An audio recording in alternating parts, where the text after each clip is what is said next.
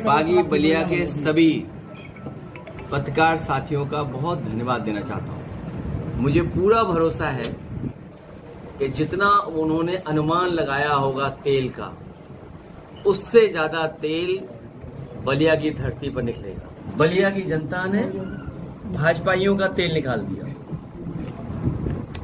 लोकसभा जिता दिया, बगल की लोकसभा जिता दी, उसके बगल की जिता दी और बगल की जगह जिता दी।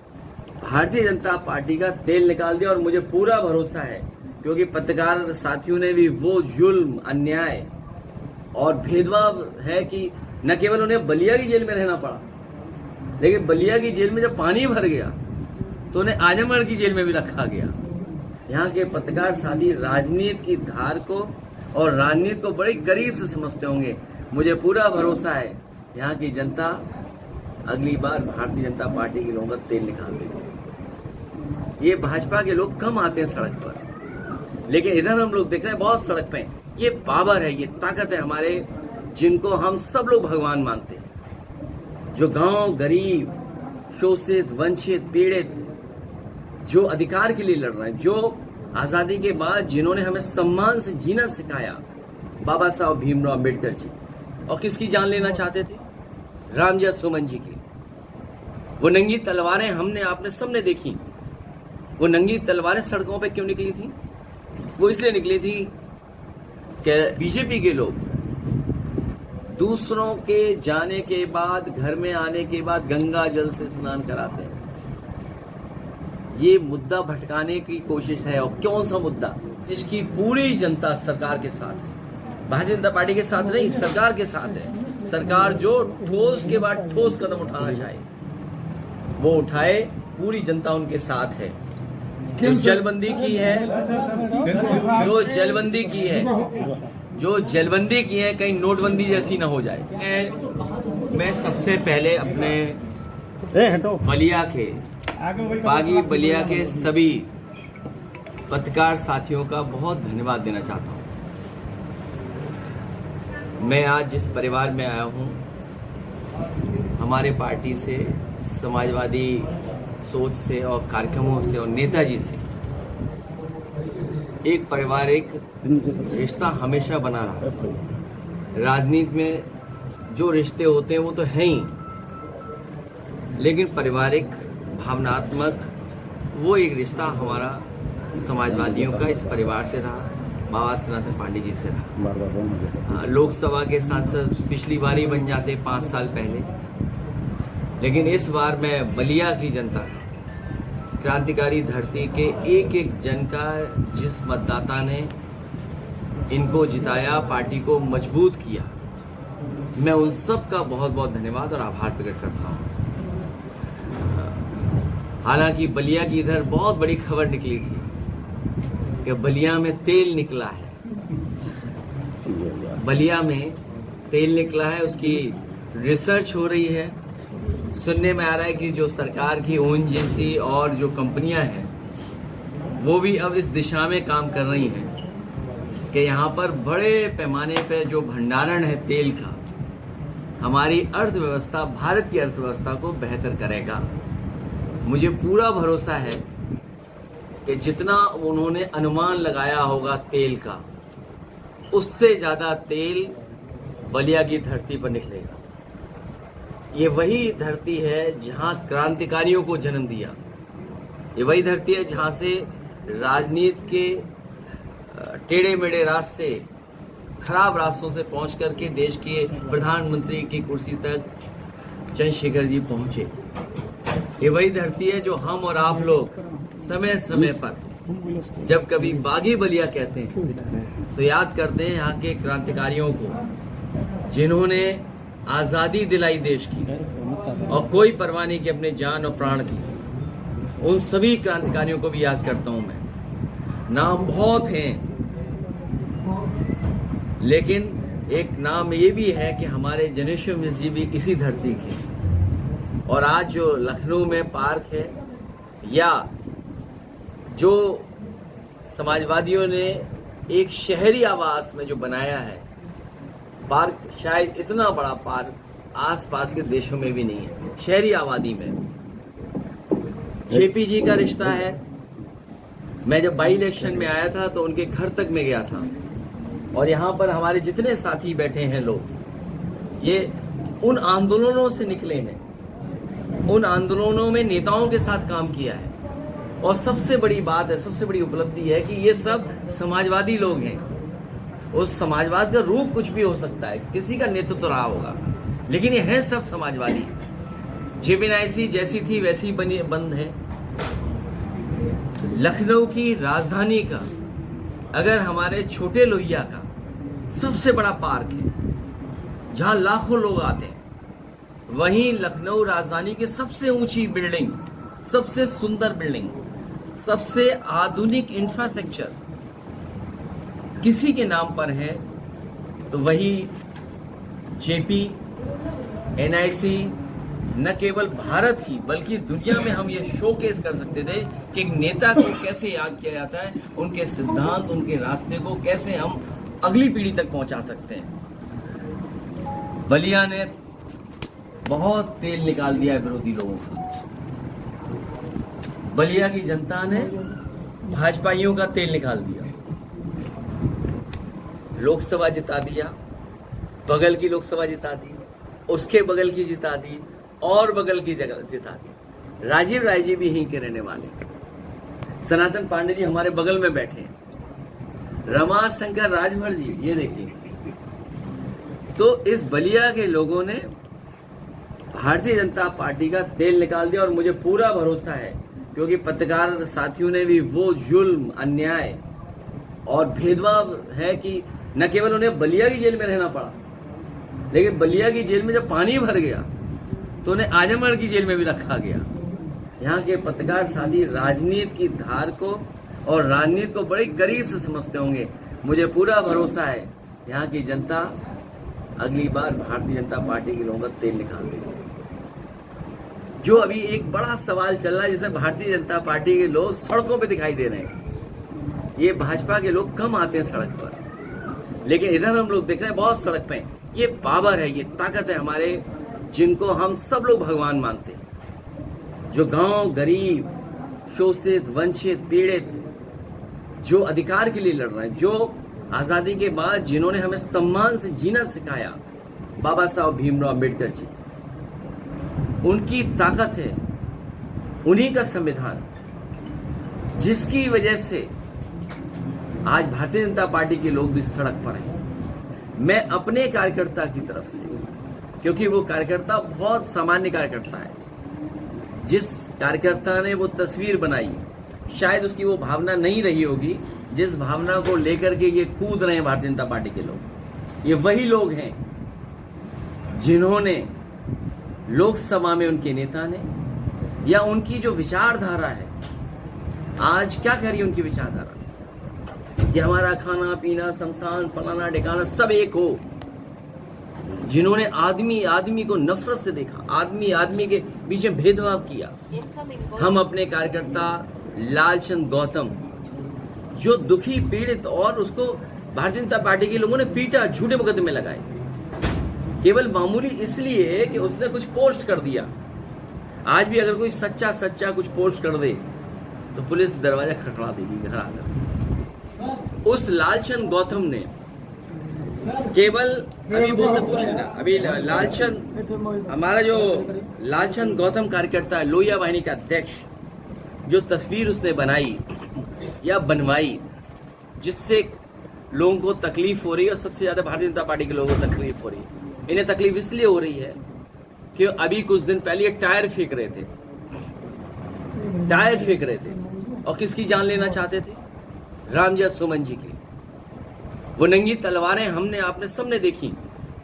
वो नंगी तलवारें सड़कों पे क्यों निकली थी? वो इसलिए निकली थी कि रामजय सुमन जी का वो न जाने क्या संकल्प लेकर के निकले थे। उन्हीं में से उनके लोगों ने ये कहा कि न केवल रामजय सुमन जी की हम जान ले लेंगे, बल्कि उनकी पार्टी के जो राष्ट्रीय अध्यक्ष हैं उनकी भी जान ले लेंगे। मैं उन्हीं लोगों को कहना चाहता हूं कि जब राजनीति हम लोग करने आए तो जोखिम उठाने के लिए आए। अगर इन चीजों से डरे होते तो शायद राजनीति न कर रहे होते। वो चुनौती हमें नहीं दे रहे हैं, रामजस सुमन जी को नहीं दे रहे हैं, वो प्रदेश की कानून व्यवस्था को चैलेंज कर रहे हैं, चुनौती दे रहे हैं, कानून व्यवस्था को चुनौती दे रहे हैं, इनके जीरो टॉलरेंस को चुनौती दे रहे हैं, इस देश के संविधान को चुनौती दे रहे हैं। इसलिए हम अपने लालचंद गौतम, समाजवादी पार्टी के लोहिया वाहिनी के जिलाध्यक्ष, जो उससे गलती हुई या गलती उसने की, उसको हम समझाएंगे, उसको समझाएंगे, समझाएंगे कि भविष्य में किसी भी नेता के साथ या किसी भी महापुरुष के साथ इस तरह की तस्वीर किसी भी नेता की नहीं बनाए। हम तो समझा देंगे, वो मान भी जाएगा। क्या भारतीय जनता पार्टी के अपने नेताओं को समझाएंगे, जिन्होंने सदन में क्या स्टेटमेंट दिया कि वो भगवान तो नहीं है, इतने में तो भगवान मिल जाते। हम अपने कार्यकर्ता को तो समझा देंगे, लेकिन क्या बीजेपी के लोग अपने नेता को समझा पाएंगे? और फिर बीजेपी के लोग दूसरों के जाने के बाद, घर में आने के बाद गंगा जल से स्नान कराते हैं। ये मुद्दा भटकाने की कोशिश है। और कौन सा मुद्दा? पहलगांव का। सवाल ये नहीं है कौन किसके घर जा रहा है, नहीं जा रहा। पूरा देश, दुनिया देख रही है कि आखिरकार वो आतंकवादी हमारे घर कैसे आ गए। और जो हमारे टूरिस्ट शहीद हुए हैं, उनके परिवार की मदद क्यों नहीं सरकार कर रही है? फिर मैं दोहराता हूं बलिया से कि उनके परिवार की मदद 10 करोड़ से की जाए, सरकारी नौकरी दी जाए, शहीद का सम्मान मिले। और पहलगांव में जो हुआ है, कोई कल्पना नहीं कर सकता था। आपकी जो सिक्योरिटी लैब्स है, आपके जो इंटेलिजेंस फेलियर है, जो आप गाना गाते थे इंटरनल सिक्योरिटी का या बॉर्डर सिक्योरिटी का, जो समय समय पर आप दुनिया के न केवल अर्थव्यवस्था के सबसे बड़े ताकतवर देश बनना चाहते थे, बल्कि विश्व गुरु या डंका बजने की बात करते थे या अमृतकाल की बात करते थे, वो आतंकवादी घर कैसे आ गए? और घर में आकर के हमारे टूरिस्टों की, निर्दोषों की जान लेकर के वापस चले गए।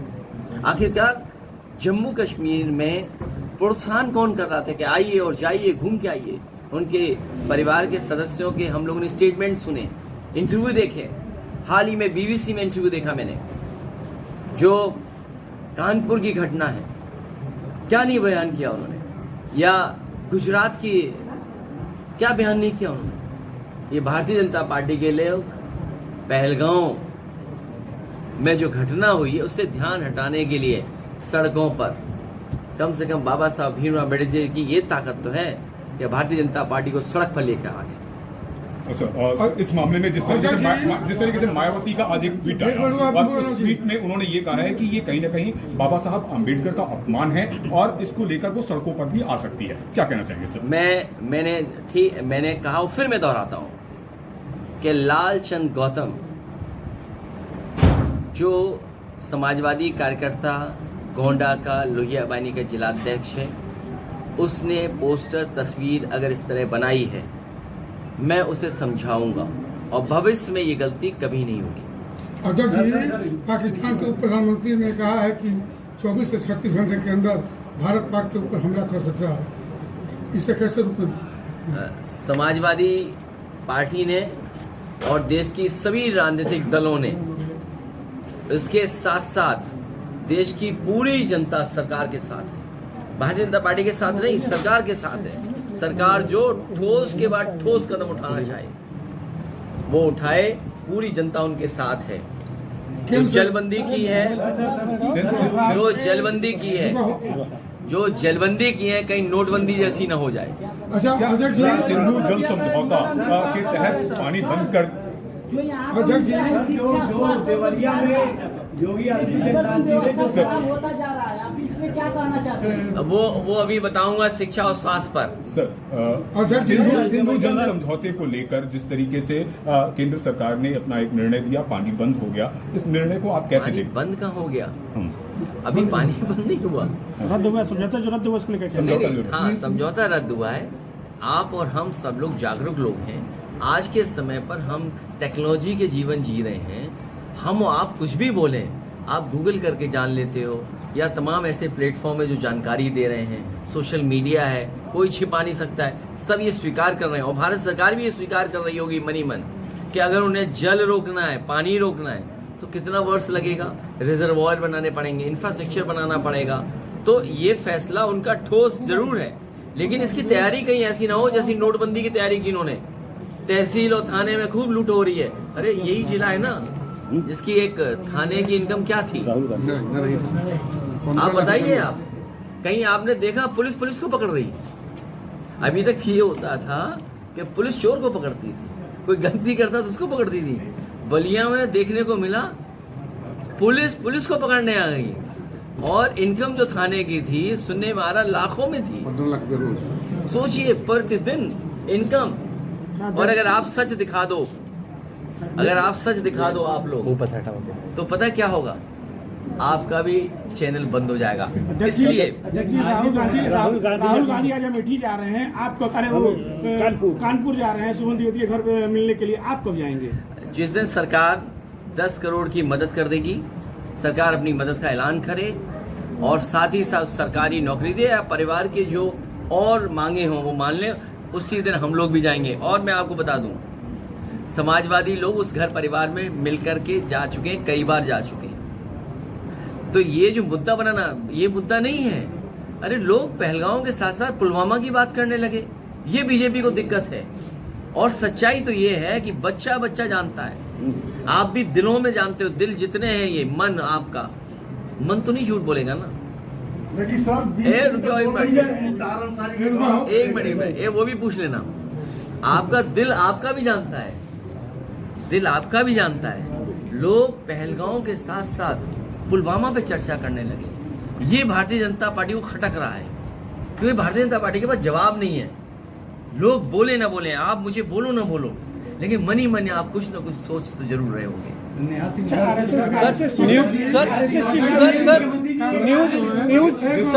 भारत सरकार ने पाकिस्तान के जो नागरिक जो भारत में हैं उनको वापस डिपोर्ट कर रही है, भेज रही है। इस पूरे प्रक्रिया को देखिए, ये डिप्लोमेटिक एक्सरसाइज है। ये एक्सरसाइज भारत दिखावे के लिए तो नहीं कहूंगा मैं, लेकिन एक कदम है जिसमें वो पाकिस्तान को संदेश दे रहे हैं। अभी बहुत सारे डिप्लोमेटिक चैनल हैं। मान लीजिए एक हमारा जवान पकड़ा गया, उसकी प्रेग्नेंट महिला पत्नी वो अपने पति के लिए बुलाना चाहती, तो सरकार को डिप्लोमेटिक चैनल का इस्तेमाल करना चाहिए। और दुनिया में जो भारत ने रिश्ते बनाए दूसरे देशों से, उनसे दबाव डलवा करके चीजों को वापस करना चाहिए। वो जवान वापस में आए भारत, और जो ठोस कदम उठाना है, कहीं भारतीय जनता पार्टी के ठोस कदमों पे सवाल तो आप भी खड़े कर सकते हो। और जो हमारा एक पत्रकार साथी कह रहा है कि अगर आप सवाल पूछ लोगे तो आपके खिलाफ एफआईआर हो जाएगी, ये कहाँ का लोकतंत्र है? आप सवाल किससे पूछोगे? सरकार से तो सवाल पूछोगे। यही तो हेल्दी डेमोक्रेसी है, यही तो हमारा संविधान बाबा साहब का है। भाई बाबा साहब भीमराव अम्बेडकर का संविधान क्या है? यही तो संविधान है जो हमें अधिकार दिलाता है, हमारी रक्षा करता है, हमारी संजीवनी है, हमारी ढाल बनता है। अब मान लीजिए किसी गायिका ने, किसी यूट्यूबर ने कुछ लिख दिया, कह दिया, सुना दिया, आप उसमें एफआईआर करके देशद्रोह का मुकदमा दर्ज कर देंगे। ये कहाँ का है? इसीलिए मैंने कहा पाबंदी अंत की ओर बढ़ती है तो भयभीत सत्ता की निशानी होती है। पाबंदी जो है सत्ता की सबसे जो भय आ गया उनके अंदर कि लोग पुलवामा के साथ साथ पहलगांव की भी चर्चा कर रहे हैं, पहलगांव के साथ साथ पुलवामा की भी चर्चा कर रहे हैं, और बच्चा बच्चा चर्चा कर रहा है। आम आदमी स्वीकार कर लिया कि इनकी इंटेलिजेंस फेलियर है, इनके गलती हुई है।